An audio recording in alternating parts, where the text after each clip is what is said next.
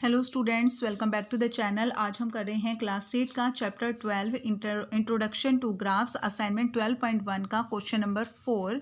The question is find out the coordinates of the following points A B C D from the following graph.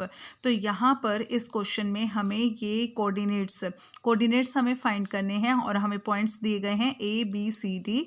ठीक है, ये graph दिया गया है और इस ग्राफ में पॉइंट दिए गए हमें ए बी सी डी और इनके कोऑर्डिनेट्स हमें लिखने हैं। कोऑर्डिनेट्स यानी कि इनकी एक्स और वाई की वैल्यू हमें लिखनी है। ठीक है, तो यहाँ पर ए पॉइंट है, हमारा ए पॉइंट है। ठीक है, ए पॉइंट में हमें क्या देखना है? सबसे पहले हम एक्स की वैल्यू देखेंगे। तो एक्स की वैल्यू, एक्स के जो कोऑर्डिनेट है वो क्या है? 2। एक्स का कोऑर्डिनेट है 2 और वाई का कोऑर्डिनेट है 4। तो 2,4। ठीक है, ये एक्स है और ये वाई है। ये 2x का कोऑर्डिनेट और फोर वाई का कोऑर्डिनेट है। ठीक है, नेक्स्ट है हमारे पास बी पॉइंट। तो बी पॉइंट में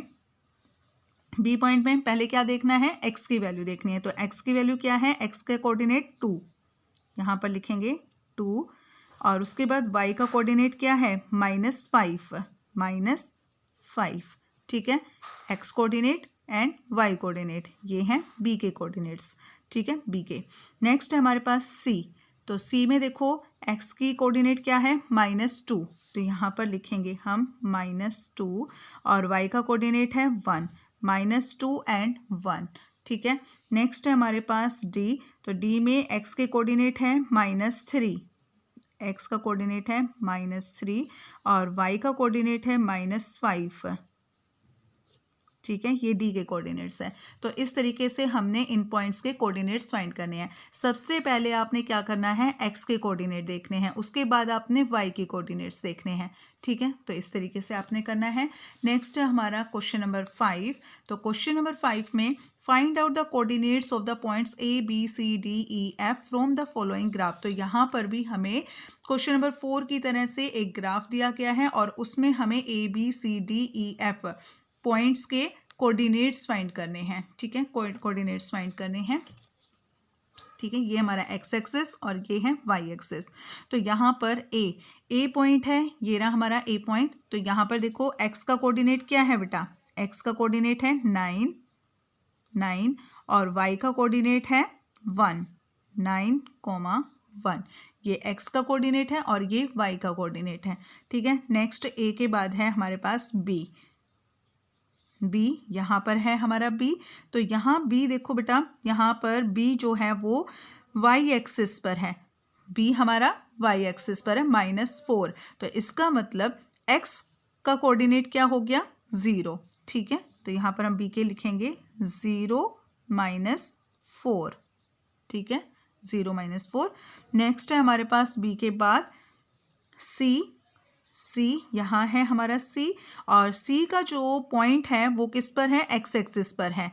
ठीक है, सी का पॉइंट कहाँ पर है? एक्स एक्सिस पर। इसका मतलब वाई का कोऑर्डिनेट हमारा 0 है। ठीक है, तो यहाँ पर हम लिखेंगे -3 एंड 0। ठीक है, सी का, क्योंकि जब हमारा अगर वाई कोऑर्डिनेट अगर 0 है तो हमारा जो एक्स कोऑर्डिनेट है, तो हमारा वो जो पॉइंट है वो कहाँ पर होगा? एक्स एक्सिस पर होगा। लेकिन अगर हमारा एक्स कोऑर्डिनेट 0 है तो हमारा पॉइंट वाई एक्सिस पर होगा। ठीक है, इसके बाद है डी में देखो हमारा एक्स कोऑर्डिनेट क्या है? -3 और वाई कोऑर्डिनेट हमारा 6, -3 एंड 6। ये डी के कोऑर्डिनेट्स हैं।